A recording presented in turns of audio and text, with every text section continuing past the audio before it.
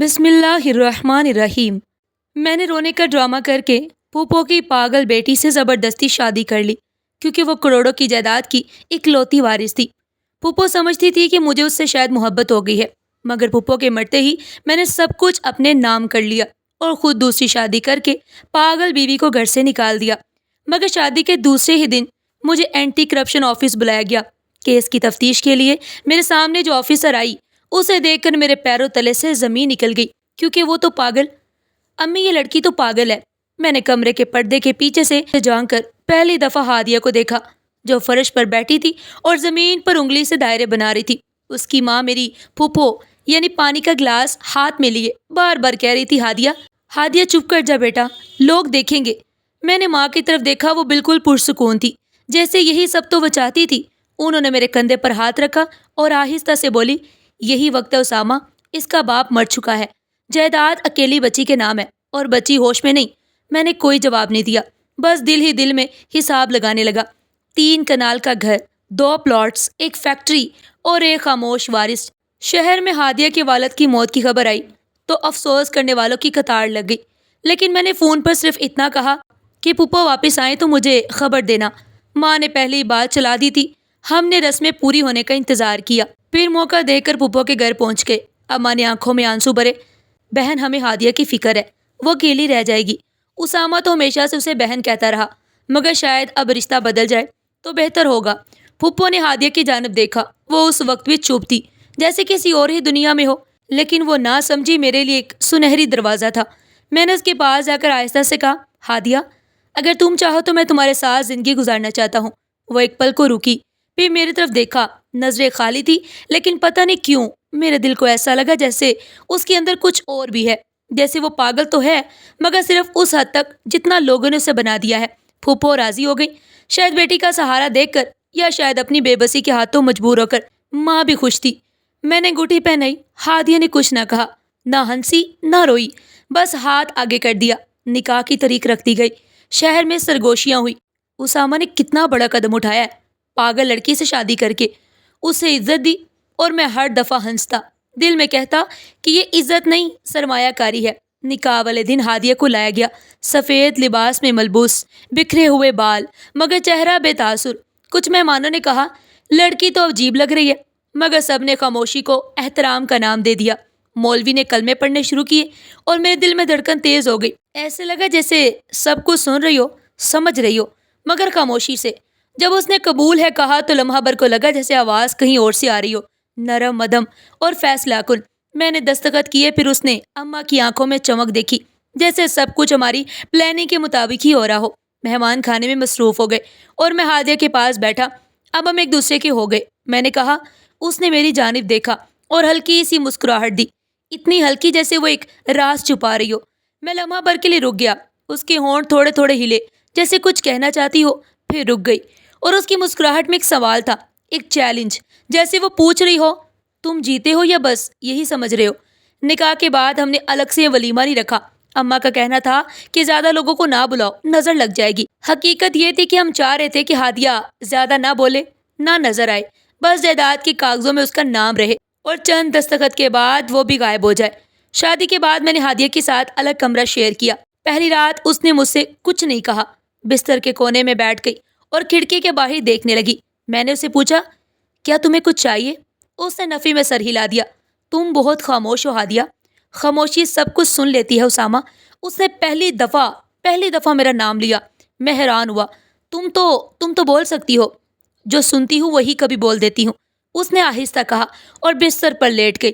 میں الجھ سا گیا۔ اس کی خاموشی اب مجھے خاموش شکار نہیں لگ رہی تھی۔ اس کی آنکھوں میں کوئی پاگل پن نہیں، بلکہ سکون تھا، جیسے وہ سب جانتی ہو لیکن فیصلہ کر چکی ہو کہ ابھی کچھ نہیں کہنا، اور مجھے یہی خوفناک لگا۔ ایک خاموش عورت جو بولے گی تو شاید سب بدل دے گی۔ یہ کیا تماشا لگا رکھا ہے؟ اگلی صبح میں نے پردہ ہٹا کر دیکھا تو ہادیہ دھوپ میں کھڑی تھی، ننگے پاؤں، سر آسمان کی جانب اٹھا ہوا اور دونوں ہاتھ جیسے دعا کی طرح بلند ہو، مگر آواز نہیں، صرف خاموشی۔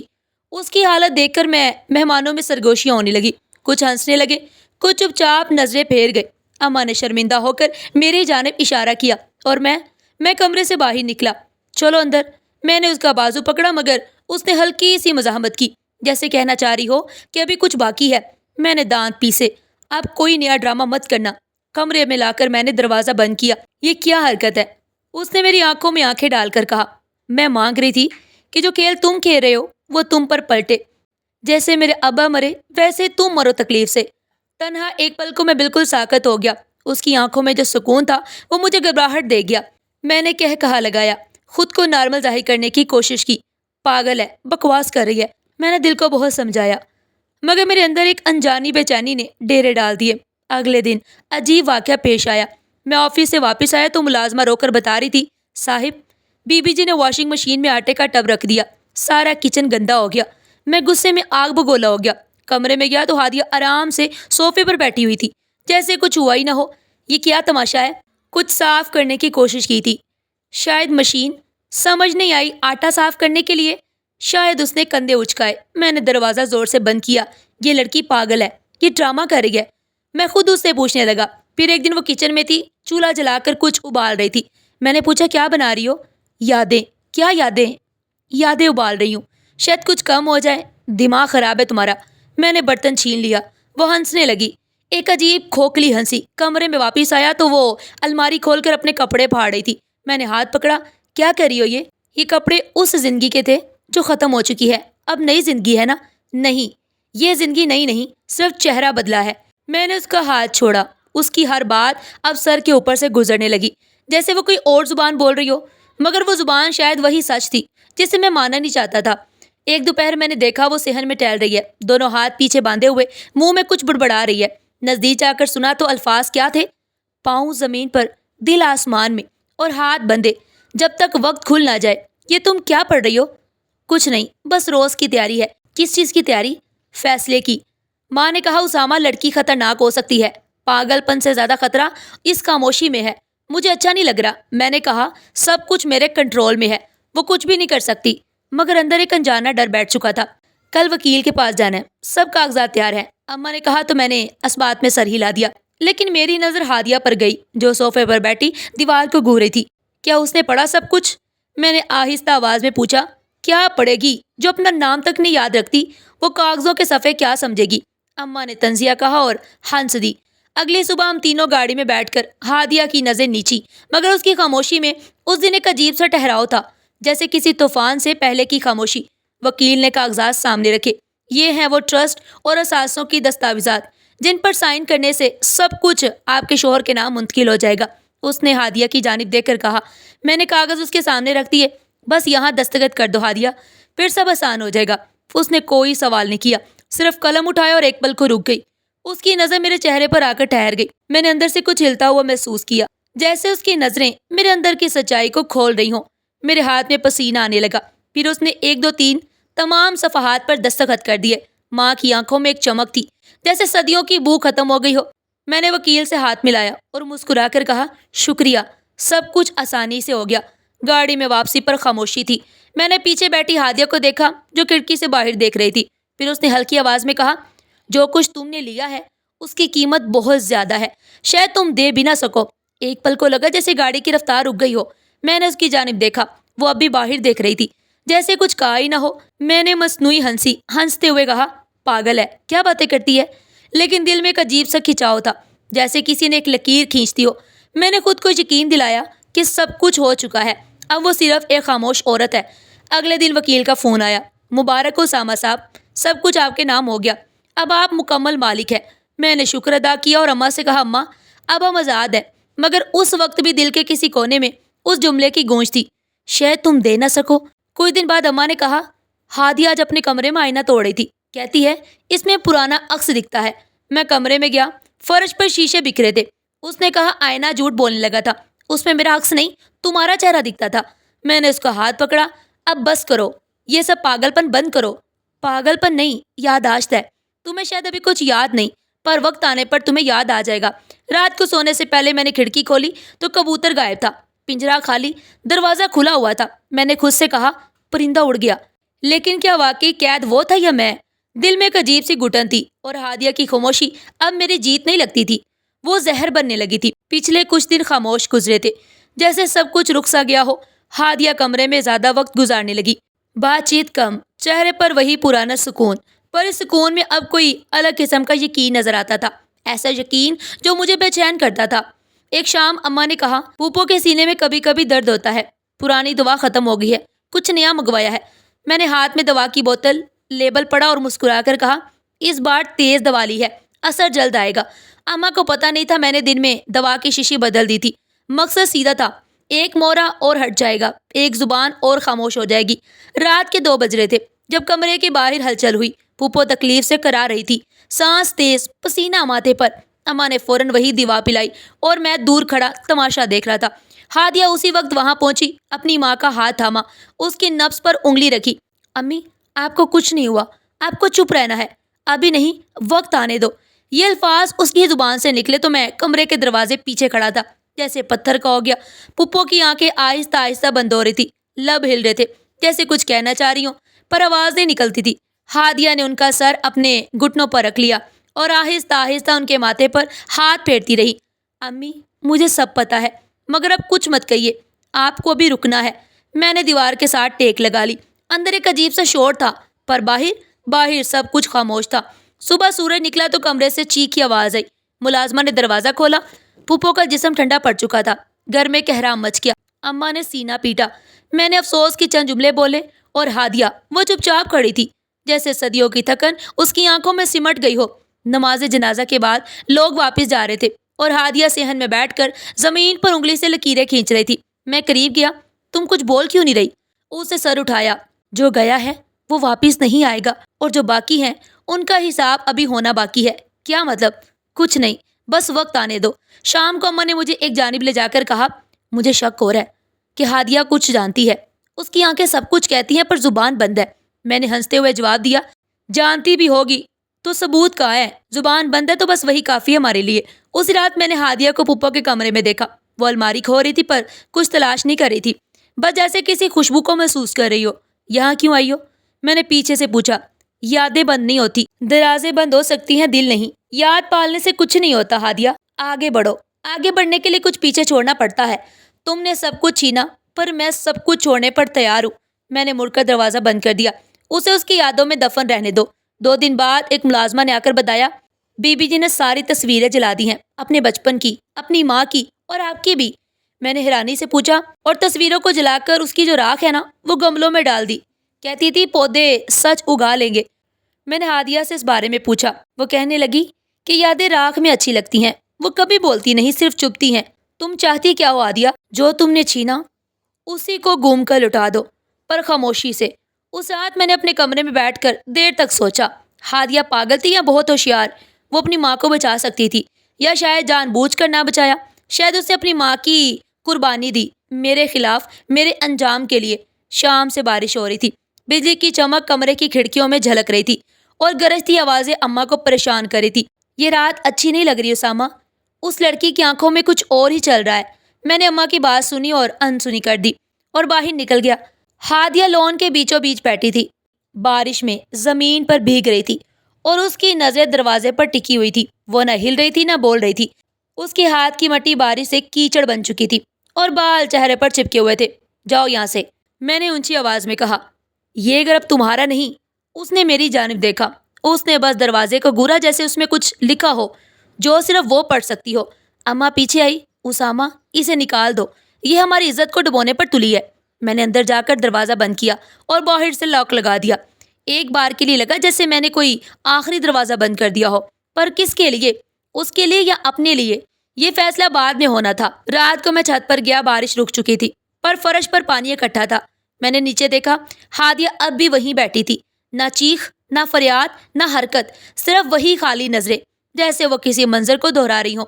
صبح اماں کی چیخ سنائی دی۔ میں دوڑ کر باہر گیا تو دروازے پر خون سے لکھا تھا، تم نے دروازہ بند کیا، میں عدالت کا دروازہ کھولوں گی۔ میری ریڑھ کی ہڈی میں سنسناہٹ دوڑ گئی۔ اماں نے کہا، یہ پاگل ہو گئی ہے، دیکھو کیا لکھا ہے، اپنے خون سے۔ میں نے دروازے کو غور سے دیکھا، حروف ابھی تازہ تھے اور ان میں ایک ٹھوس ارادہ چھپا ہوا تھا۔ یہ پاگل نہیں لگتی۔ اماں نے پہلی دفعہ سوچا یہ کچھ اور ہی کر رہی ہے، پر اگلے ہی لمحے میں نے خود کو تسلی دی، یہ بس ہاری ہوئی عورت ہے جس کا سب کچھ میں نے چھین لیا، اور ہاری ہوئی لڑکیاں کچھ بھی نہیں کرتی۔ دوپہر کو ہادیہ غائب تھی، نہ صحن میں نہ گیٹ کے باہر۔ میں نے ملازمہ سے پوچھا وہ گئی کہاں؟ صاحب جی صبح سویرے گاڑی آئی تھی کالے شیشوں والی، بی بی جی اس میں بیٹھ کر چلی گئی۔ میں نے جنجلا کر فون اٹھایا پر کس کو کال کرتا؟ ہادیہ کا کوئی رابطہ، کوئی دوست باقی نہیں چھوڑا تھا میں نے۔ اس کے پاس جانے کے لیے بھی کچھ نہیں تھا، یا شاید میرے علم میں نہیں تھا۔ شام کو ایک پرانا ملازم آیا جسے میں نے مہینوں پہلے نکال دیا۔ اس کے ہاتھ میں ایک بند لفافہ تھا، بی بی جی نے دیا ہے۔ میں نے لفافہ کھولا، اندر ایک تصویر تھی، میری اور ہادیہ کی نکاح والے دن کی تصویر۔ پیچھے لکھا تھا، تصویر میں سب مسکرا رہے تھے مگر اصل چہرے صرف وقت دکھاتا ہے۔ میں نے تصویر پھاڑ کر پھینکی اور اماں سے کہا یہ ڈرامے کر رہی ہے، صرف ہمیں ڈرانا چاہتی ہے۔ بیٹا میں ڈر رہی ہوں، وہ پاگل ہو یا ہوشیار اب وہ خاموش نہیں رہی۔ پھر بھی ہم جیت گئے ہیں اماں، ہم نے سب کچھ لے لیا ہے، وہ کچھ نہیں کر سکتی۔ 2 دن گزرے، خاموشی تھی جیسے کسی طوفان سے پہلے کا سناٹا۔ ایک پرانا وکیل ملا جس نے مجھ سے کہا کہ ہادیہ بی بی کچھ کاغذات لے کر میرے دفتر آئی تھی، بہت پرانی فائلز، باپ کی وصیت، ٹرسٹ کے کاغذات۔ تم نے اسے کچھ دیا؟ نہیں، پر اس کے سوال بہت گہرے تھے، ایسے لگتا تھا کہ جیسے وہ سب کچھ سمجھ چکی ہے۔ میں نے فون بند کیا اور پہلی دفعہ محسوس کیا کہ دروازہ میں نے بند کیا تھا پر اس نے کوئی اور راستہ چن لیا ہے۔ رات کو صحن میں گیا جہاں ہادیہ بیٹھی رہتی تھی، فرش پر اس کی انگلیوں کے نشان مٹی میں اب بھی بنے ہوئے تھے جیسے کوئی لکھا ہوا راز ہو۔ میں نے پانی کا چھڑکاؤ کیا، نشان دھندلے ہو گئے مگر دل میں خدشات اور واضح ہوتے گئے۔ اماں نے مجھ سے کہا اگر یہ عدالت گئی تو کیا ہوگا؟ کچھ نہیں ہوگا، ثبوت نہیں ہے، سب کچھ ہمارے نام ہے، اور اگر خاموشی ہی اس کا سب سے بڑا ثبوت ہو۔ میں نے ماں کی جانب دیکھا، ان کی آنکھوں میں بھی شک تھا اور وہی شک میرے اندر بھی پلنے لگا۔ کچھ راتیں اور گزری اور ہادیہ کا کوئی سراغ نہ ملا، لیکن میری نیند اڑ چکی تھی۔ ہر دروازے کی چٹخن، ہر فون کال، ہر سایہ مجھے اس کی طرف کھینچتا تھا۔ مجھے لگا شاید میں نے سب کچھ جیت لیا تھا۔ دروازے کے اس پار عدالت بیٹھی، جو فیصلہ اب دینے والے تھے۔ ماہین کے ساتھ رشتہ طے ہوتے ہی اماں نے گھر میں ہلچل مچا دی تھی۔ پرانی باتوں کو دفن کرنے کی تلقین ہوئی، نئے پردے لگے، دیواروں پر رنگ چڑھے اور مہمانوں کی لسٹ تیار ہونے لگی۔ ہر طرف خوشی کا شور تھا، جیسے کچھ ہوا ہی نہ ہو، جیسے ہادیہ کا کوئی وجود ہی نہ تھا، اور میں سب کے درمیان مسکرا رہا تھا پر دل میں کچھ اور ہی چل رہا تھا۔ مہندی کی رات، روشنیوں سے پورا کمرہ، پورا گھر جگمگا رہا تھا۔ ہر کونا گلابی اور پیلے رنگ کی روشنی سے چمک رہا تھا، چہرے پر دلہن جیسی شرم اور آنکھوں میں خواب۔ رشتہ دار مبارکباد دے رہے تھے، ڈھولک بج رہی تھی، گانے گائے جا رہے تھے۔ دیکھا ماں کیسا جوڑا ہے، اب کوئی بھی سایہ نہیں۔ اماں سر ہلا کر کہا بس نظر نہ لگے، سب کچھ ٹھیک ہے، پر ٹھیک کچھ بھی نہیں تھا۔ ایک ملازم ہامتا ہوا اندر آیا، چہرہ ڈر سے سفید۔ صاحب باہر دیوار کے پاس کوئی بیٹھا تھا، سائے جیسا، پر اب وہ نہیں رہا، صرف کچھ باقی ہے۔ میں فوراً باہر نکلا، روشنیوں کے شور سے نکل کر جب صحن کی دیوار کے اس پار پہنچا تو سناٹا تھا، زمین پر کچھ بھی نہیں، صرف ایک آئینہ پڑا ہوا تھا، پرانا، بکھرا ہوا، گرد سے اٹا ہوا۔ میں نے اسے سیدھا کیا تو اس پر خون سے لکھا تھا چہرے بدلتے ہیں، نیتیں نہیں۔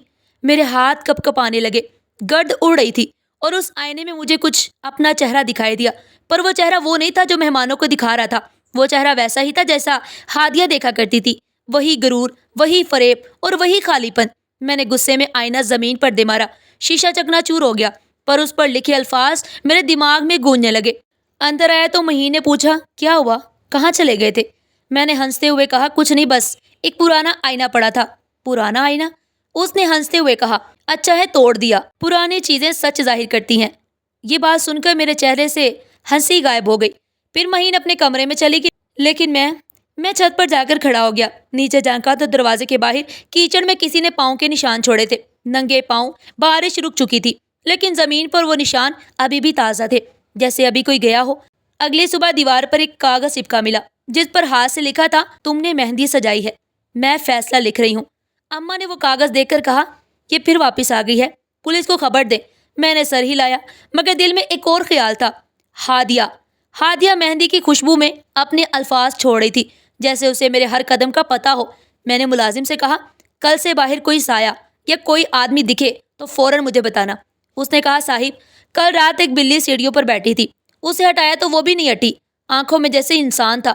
میں نے جھنجھلا کر کہا یہ سب وہم ہے، دماغی کھیل ہے۔ پر دماغ ہی تو کھیل کھیل رہا تھا، ہر چیز میں اب ہادیہ کی جھلک دکھائی دیتی، پنکھا چلے تو اس کی ہنسی کی گونج سنائی دیتی، دروازہ کھلے تو لگے وہ سامنے آ گئی۔ ماہین کی باتوں میں دلچسپی ختم ہو چکی تھی، وہ بات کرتی تھی اور میں کسی اور ہی دنیا میں کھویا رہا تھا۔ اس نے پوچھا کیا تم واقعی خوش ہو؟ میں نے کہا ہاں بالکل، پر میرے جھوٹ کا عکس ہر آئینے میں مجھے گھورا تھا، اور وہ آئینہ جو میں توڑ چکا تھا وہ اب میری یاد میں جڑنے لگا تھا۔ 2 دن بعد ہم شادی کی تیاریوں کے لیے مارکیٹ جا رہے تھے۔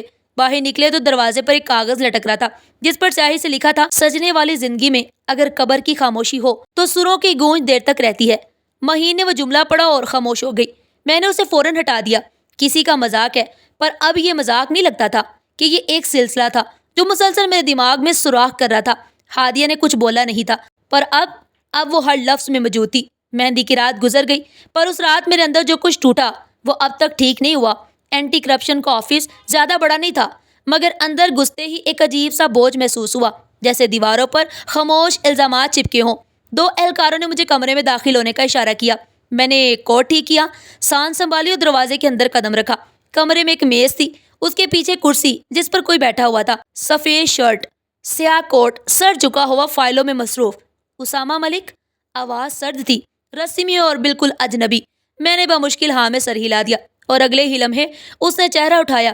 میری ریڑھ کی ہڈی جیسے برف میں ڈوب گئی۔ ہادیہ، وہی چہرہ، مگر اب جذبات سے بھرا ہوا، نہ کوئی ہچکچاہٹ، نہ بے بسی، صرف فیصلہ۔ آنکھوں میں وہی گہرا سکون جسے میں برسوں سے نظر انداز کرتا آیا تھا۔ اب وہ سکون میرے خلاف گواہی دینے والا تھا۔ تم؟ ہاں میں۔ اس نے میری بات کاٹ کر کہا، تمہیں لگا میں غائب ہو گئی ہوں؟ تمہیں لگا ایک خاموش عورت ختم ہو گئی ہے؟ میں نے کچھ بولنا چاہا، پر زبان جیسے جم گئی ہو۔ اس نے میز سے فائل اٹھا کر میری طرف پھینکی۔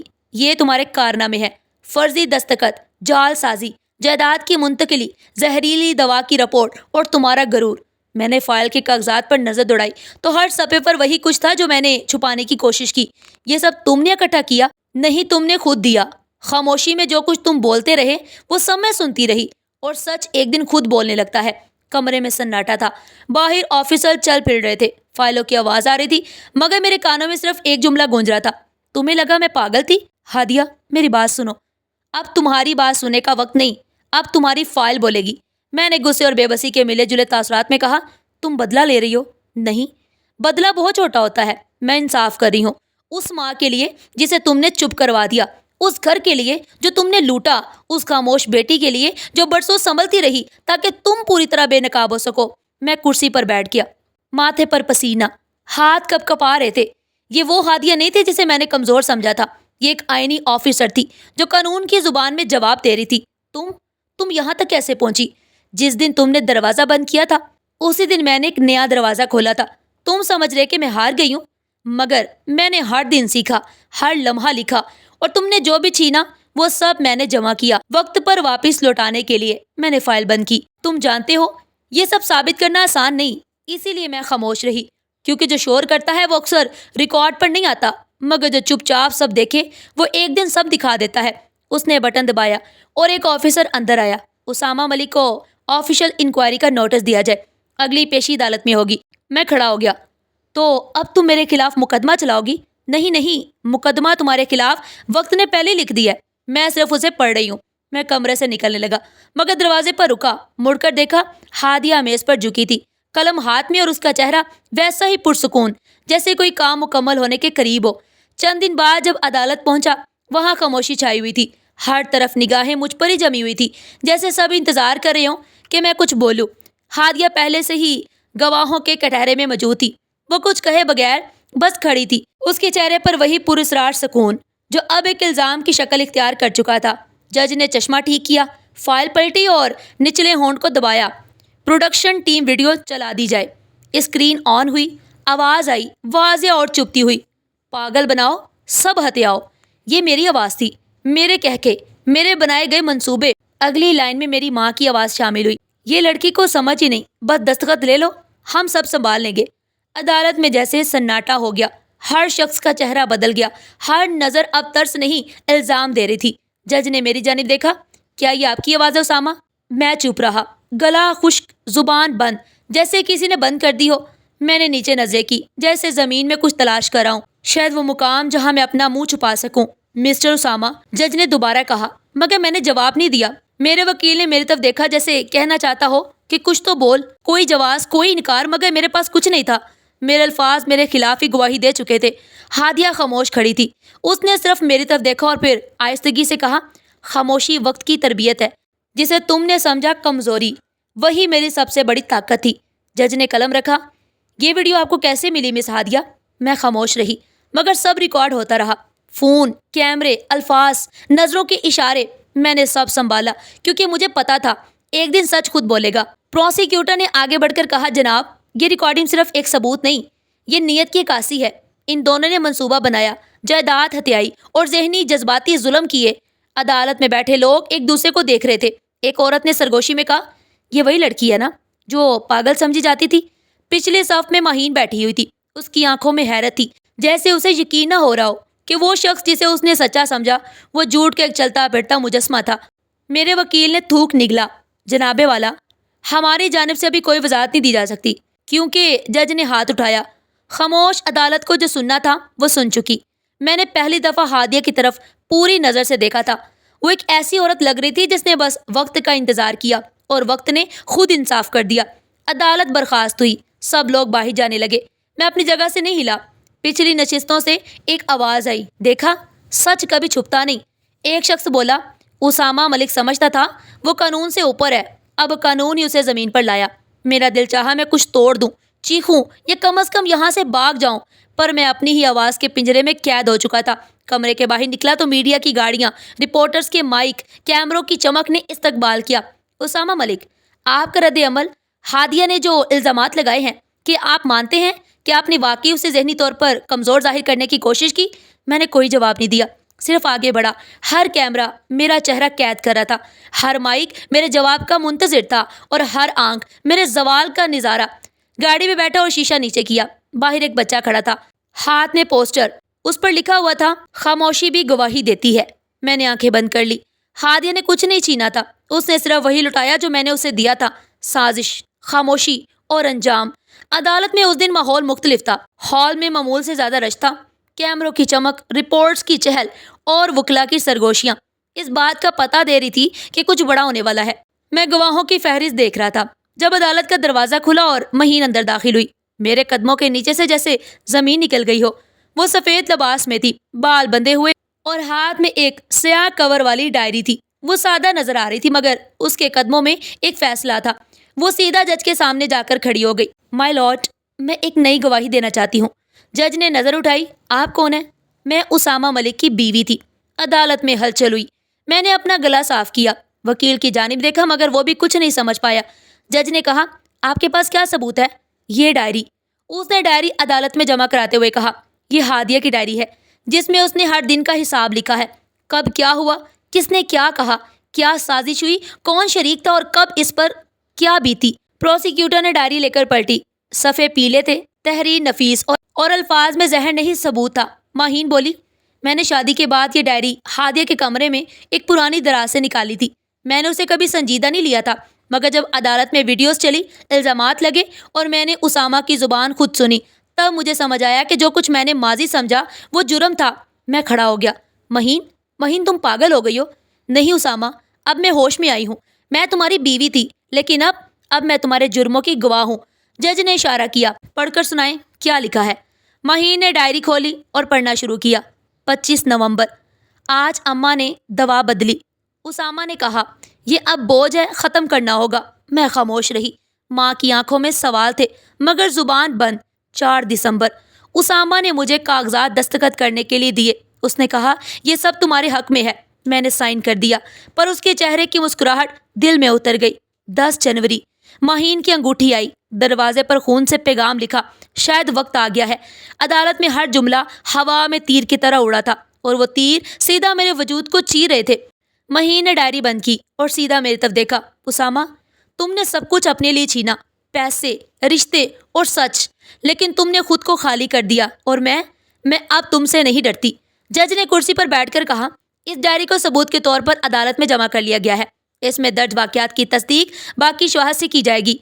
हादिया खामोश बैठी थी। उसने कोई इजहार नहीं किया, ना कोई जज्बाती रद्द अमल, बस आंखें बंद करके जैसे सांस गिन रही हो और उसे यकीन हो कि फैसला उसी के हक में होगा, क्योंकि अब दुश्मन खुद गवाह बन रहा है।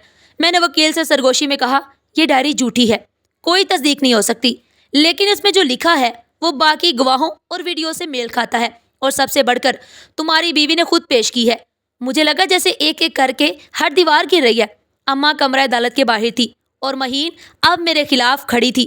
ہادیہ کچھ نہیں کہہ رہی تھی پر ہر طرف اس کی سچائی گونج رہی تھی۔ عدالت برخاست ہوئی۔ میں پیچھے مڑا، مہین جا چکی تھی۔ میں نے ہادیہ کو دیکھا، وہ اپنی جگہ سے نہیں اٹھی۔ اس کے چہرے پر وہی پرانا سکون تھا، جیسے اسے پتا تھا کہ دشمن خود گواہی دے گا، اور وہ لمحہ آ چکا تھا۔ میں ایک پل میں ہر رشتے سے خالی ہو چکا تھا۔ بیوی، ماں، عزت، اختیار، سب کچھ ہاتھ سے نکل چکا تھا۔ بس ایک فیصلہ باقی تھا، عدالت کا۔ اس دن ماحول خاموش تھا مگر گھٹن سے بھرا ہوا۔ ہر کوئی جانتا تھا کہ آج کچھ ایسا ہونے والا ہے جو برسوں یاد رکھا جائے گا۔ وکلا اپنی فائل ترتیب دے رہے تھے، رپورٹرز نے کیمرے سٹینڈ پر رکھ دیے تھے، اور میری آنکھیں ہادیہ کو ڈھونڈ رہی تھی۔ وہ آہستہ آہستہ عدالت میں داخل ہوئی۔ اس نے ہاتھ میں پرانی خاک آلود فائل تھامے ہوئے تھی۔ وہ سیدھی جج کے سامنے جا کر رکھی۔ مائی لارڈ، میں ایک اضافی ثبوت پیش کرنا چاہتی ہوں۔ یہ میرے والد کی اصل اور خفیہ وصیت ہے جو انہوں نے اپنے انتقال سے 2 ہفتے پہلے کا اشارہ کیا۔ یہ کہاں سے حاصل کی گئی؟ میرے والد نے اسے اپنے پرانے دوست ریٹائرڈ جج اکرام صاحب کے پاس امانت کے طور پر رکھا تھا۔ ان کے انتقال کے بعد ان کے بیٹے نے مجھے یہ فائل بھیجی۔ عدالت میں سرگوشیاں ہونے لگی۔ میرا وکیل آگے بڑھا۔ مائی لارڈ، ہمیں اس فائل کی قانونی حیثیت پر سوال اٹھاتے ہیں۔ یہ صرف ایک دعویٰ ہے۔ جج نے ہاتھ اٹھا کر اسے روکا۔ پہلے مواد سنا جائے گا۔ فائل کھولی اور جج نے خود پڑھنا شروع کیا۔ کمرے عدالت میں مکمل خاموشی تھی۔ میں جمشید فاروق اپنی مکمل ہوش و حواس میں یہ وصیت لکھوا رہا ہوں۔ میری تمام منقولہ اور غیر منقولہ جائیداد، فیکٹری، بینک اکاؤنٹس اور زمین میری بیٹی ہادیہ جمشید کے نام نہیں بلکہ ہادیہ ویلفیئر ٹرسٹ کے نام پر رجسٹر کی جا رہی ہے۔ میری بیٹی اس کی واحد نگراں ہوگی اور کوئی بھی دستخط بغیر ٹرسٹ کی منظوری کے قبول نہیں کیے جائیں گے۔ جج نے سر اٹھایا۔ یہ کاغذات ٹرسٹ رجسٹریشن اتھارٹی سے تصدیق شدہ ہیں۔ پروسیکیوٹر نے کہا، یہ ثبوت ظاہر کرتا ہے کہ اسامہ ملک نے جو کاغذات پیش کیے وہ جعلی تھے اور تمام منتقلی اور غیر قانونی تھی۔ میرے گلے سے آواز نہیں نکل رہی تھی۔ اماں نے میرا ہاتھ پکڑا۔ اسامہ، کچھ کہو، کچھ کرو۔ میں نے وکیل کی جانب دیکھا۔ اس کی آنکھوں میں بھی شکست تھی۔ کچھ نہیں بچا اسامہ، وہ تم سے 2 قدم آگے تھی۔ جج نے کرسی پر سیدھا ہو کر قلم اٹھایا اور فیصلہ سنانے لگا۔ عدالت نے تمام گواہوں، ویڈیوز، دستاویزات اور ذاتی اعترافات کو مد نظر رکھتے ہوئے اسامہ ملک اور ان کی والدہ کو دھوکہ دہی، جعلسازی اور قتل میں اعانت کے جرائم کا مرتکب قرار دیا ہے۔ عدالت نے عمر قید کی سزا سنا دی ہے۔ اماں کا جسم ڈولنے لگا اور وہ زمین پر گر پڑی۔ میں نے انہیں سنبھالنے کی کوشش کی پر میرے ہاتھ کانپ رہے تھے۔ جج نے مزید کہا، تمام کاغذات ہادیہ ویلفیئر ٹرسٹ کے حوالے کیے جائیں گے اور ان کے تحفظ کے لیے ریاستی بندوبست بھی کیا جائے گا۔ اس کے چہرے پر نہ مسکراہٹ تھی، نہ جیت کا کوئی غرور۔ جیسے فیصلہ سن کر اس نے کچھ پایا نہیں، صرف واپس لیا۔ پولیس اہلکار ہمارے پاس آئے۔ ایک نے میرے بازو پر ہاتھ رکھا۔ چلیں، اب وقت ہو گیا ہے۔ میں نے پہلی دفعہ اپنی نظر زمین پر اٹھا کر ہادیہ کی طرف دیکھا۔ تم نے سب کچھ پہلے سے طے کیا تھا؟ اس نے سر ہلایا۔ نہیں، میں نے صرف وہ بچایا جو میرا تھا۔ تم نے جو لوٹا وہ تمہیں لے ڈوبا۔ میں نے کچھ کہنا چاہا پر الفاظ ساتھ چھوڑ گئے۔ جب مجھے ہتھکڑی لگائی گئی تو کمرہ عدالت کی تمام نظریں مجھ پر تھی۔ میں جسے جیت سمجھتا تھا وہی آج سب کچھ لٹا چکی تھی، بغیر شور، بغیر انتقام، صرف سچ کے ساتھ۔ پولیس مجھے لے جا رہی تھی۔ دروازے سے نکلتے ہوئے میں نے پیچھے مڑ کر دیکھا۔ ہادیہ ایک کرسی پر بیٹھ چکی تھی۔ اس کی آنکھیں بند تھی، جیسے برسوں کے بوجھ کے بعد اس نے پہلی دفعہ سکون کی سانس لی ہو، اور میں شاید زندگی میں پہلی دفعہ خاموش ہو چکا تھا۔ جیل کے اس کمرے میں دن اور رات کا فرق مٹ چکا تھا۔ وقت جیسے دیواروں میں دفن ہو گیا۔ دروازے کے پیچھے ہلکی سی روشنی آتی اور پھر کم ہو جاتی۔ ہم دونوں ماں بیٹا الگ الگ گوشوں میں بیٹھے رہتے، ایک دوسرے سے دور مگر اپنی ہی یادوں میں قید۔ شروع کے چند دن ماں خاموش رہی، پھر آہستہ آہستہ وہ بولنے لگی، پہلے مجھ سے، پھر دیواروں سے، پھر کسی ایسے وجود سے جو شاید صرف ان کے ذہن میں تھا۔ ہادیہ پانی مانگ رہی ہے، دے دو اسے۔ وہ رات کے اندھیرے میں چیختی اور میں سر جھکا کر سنتا رہا۔ ایک دن میں نے کہا، ماں، ہادیہ یہاں نہیں ہے۔ انہوں نے مجھے غور سے دیکھا، جیسے پہچانے کی کوشش کر رہی ہوں، پھر آہستہ سے بولی، تو پھر وہ کون ہے جو ہر رات میرے سرہانے بیٹھتی ہے؟ اس کی سانسیں سنائی دیتی ہیں مجھے۔ میں نے کوئی جواب نہیں دیا۔ شاید اس لمحے ماں اور میں دونوں جان چکے تھے کہ وہ جو بھی تھی وہ ہمارے ساتھ تھی، اور شاید وہ حقیقت سے زیادہ سچ تھی۔ کچھ دن بعد ماں نے کھانا پینا کم کر دیا۔ وہ ایک کونے میں بیٹھ جاتی اور پتھریلی زمین پر ہاتھ پھیر کر کہتی، یہ وہی فرش ہے نا جس پر ہادیہ نے کبھی قدم رکھا تھا؟ دیکھو، یہاں اس کی مہندی گری تھی۔ ایک دن میں نے جیلر سے پوچھا، کیا ماں کو کسی نفسیاتی معالج کے پاس لے جایا جا سکتا ہے؟ وہ ہنسا۔ اب جب سب کچھ چھین گیا، بہت دیر ہو چکی اسامہ صاحب، اب وہ علاج کی نہیں انجام کی طرف جا رہی ہیں۔ میں واپس آ کر ماں کے سامنے بیٹھا۔ ان کی آنکھیں خالی تھی، جیسے اندر کچھ بچا ہی نہ ہو۔ ماں، تم ٹھیک ہو؟ وہ دیر تک مجھے دیکھتی رہی، پھر آہستہ سے بولی، میں ٹھیک ہوں، پر ہادیہ ٹھیک نہیں، وہ بار بار میرے خواب میں آتی ہے، کہتی ہے تم نے مجھے نہیں بچایا ماں۔ میں نے خود کو پیچھے کھسکا لیا، دیوار سے ٹیک لگا کر آنکھیں بند کی، اور اندر سے وہ سوال پھر گونجا، اگر ہادیہ سب جانتی تھی تو ماں کو کیوں نہیں بچایا؟ یہ سوال میری ہڈیوں میں اتر گیا۔ میں نے ہر زاویے سے سوچا، کیا وہ وقت پر روک سکتی تھی؟ کیا وہ سب کچھ ہوتے ہوئے برداشت کرتی رہی، صرف کسی بڑے مقصد کے لیے؟ پھر ایک رات جب نیند سے آنکھ کھلی، میں نے ماں کو دیوار پر انگلی سے کچھ لکھتے ہوئے دیکھا۔ قریب جا کر پڑھا تو لکھا تھا، وہ پاگل میں نہیں، ہادیہ تھی، یا شاید میں نے ان کے ہاتھ پکڑ لیے۔ بس کرو ماں، بس کرو۔ وہ رو پڑی۔ میں نے اسے کبھی سمجھا ہی نہیں، میں نے اسے خاموش سمجھا، کمزور سمجھا، اور اس نے سب کچھ دیکھ کر بھی خاموشی سے قربانی دی۔ میں نے عائشہ سے کہا، تو کیا اس نے تمہیں بھی قربان کیا؟ ماں نے میری طرف دیکھا، آنکھوں میں کچھ تھا کبھی ماں کی آنکھوں میں نہیں دیکھا، خود پر شرمندگی۔ اور ہادیہ اکیلی، سچائی، ہاں اس نے قربانی دی، خود کی بھی میری بھی، کیونکہ انصاف ادھورا نہیں ہوتا۔ اسامہ، اگر صرف تم گرفتار ہوتے اور میں بچ جاتی تو یہ انصاف نہیں، رحم ہوتا، اور ہادیہ نے رحم نہیں، انصاف مانگا تھا۔ میں دیوار کے ساتھ بیٹھ گیا، میری آنکھوں میں نمی نہیں تھی، پر دل میں ایسا بوجھ تھا جو آنکھوں سے نکلنے کے قابل نہیں تھا۔ ماں کی حالت روز بروز بگڑتی جا رہی تھی، وہ خود سے باتیں کرتی، ہادیہ کو بلاتی، اس سے معافی مانگتی۔ ایک دن انہوں نے اپنے ہاتھوں کو چومتے ہوئے کہا، یہ وہی ہاتھ ہے نا جن سے میں نے زہر کی بوتل پکڑی تھی؟ ہادیہ معاف کر دینا۔ میں نے جیلر سے کہا، انہیں الگ کمرہ دے دے۔ جیلر بولا، نہیں، تمہیں یہ تماشا دیکھنا ہوگا، یہ سزا کا حصہ ہے۔ اور شاید وہ ٹھیک کہہ رہا تھا۔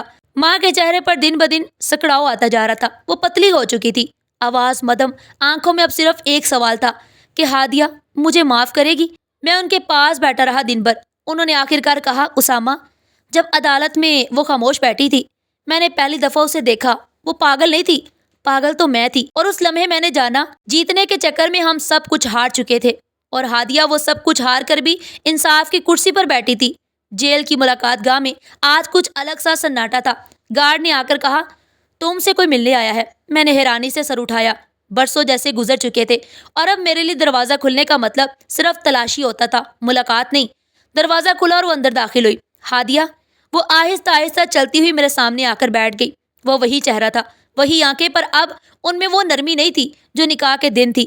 یہ آنکھیں کسی جیت کے بعد کی تھی، پر غرور سے خالی، خاموش اور مکمل۔ میں نے کہا، تم یہاں؟ آواز لڑکھڑا گئی۔ ہاں، ایک کام باقی تھا، وہ پورا کرنے آئی ہوں۔ میں نے ہلکی آواز سے پوچھا، کیا تم معاف کر سکتی ہو؟ وہ ہلکا سا مسکرائی، ایک تھکی ہوئی لیکن واضح مسکراہٹ۔ میں معاف کرنے نہیں آئی اسامہ، بلکہ یہ بتانے آئی ہوں کہ انصاف کبھی سستا نہیں ملتا۔ میری آنکھوں میں اس کی ماں کا چہرہ گم گیا۔ وہ خاموش رہتے جب دیواروں سے باتیں ہوتی تھی، ماں کا جھکتا جسم، ٹوٹتی آنکھیں، سب کچھ ایک قیمت تھی۔ ہادیہ نے آہستہ سے کہا، مجھے تمہیں سزا دلانے کے لیے اپنی ماں کھونی پڑی، مجھے اپنی سچائی کو زندہ رکھنے کے لیے اپنی کمزوریوں کو دفن کرنا پڑا۔ میں خاموش بیٹھا رہا، اور وہ بولتی رہی، جیسے ہر جملہ ایک پتھر ہو جو میرے گرد قبر کی دیوار بنا رہا ہو۔ تم جیتے رہے، میں خاموش رہی، لیکن تمہاری ہر جیت میرے لیے ایک صفحہ تھی۔ میں ہر صفحہ جمع کرتی گئی، اور پھر خاموشی نے خود بولنا سیکھا۔ میں نے نظر نیچی کر لی، جیسے اس کے جملے میرے سر پر گر رہے ہوں۔ جب میری ماں مری، میں روئی نہیں، میں صرف اس لمحے کو یاد رکھا جب اس نے کہا تھا، وقت آنے دو۔ آج وہ وقت آ چکا ہے، اور تم نے وہی پایا جو تم نے بویا تھا۔ ہادیہ، میں بس جاننا چاہتا ہوں، کیا کہیں دل کے کسی کونے میں میرے لیے کچھ رحم ہے؟ اس نے سوال دہرایا۔ نہیں اسامہ، میرے دل میں اگر رحم ہوتا تو شاید آج انصاف نہ ہو پاتا۔ تم نے رحم نہیں دکھایا، جب تم نے میری ماں کو زہر پلایا، جب تم نے مجھے پاگل کہا، تو اب رحم کیوں مانگ رہے ہو؟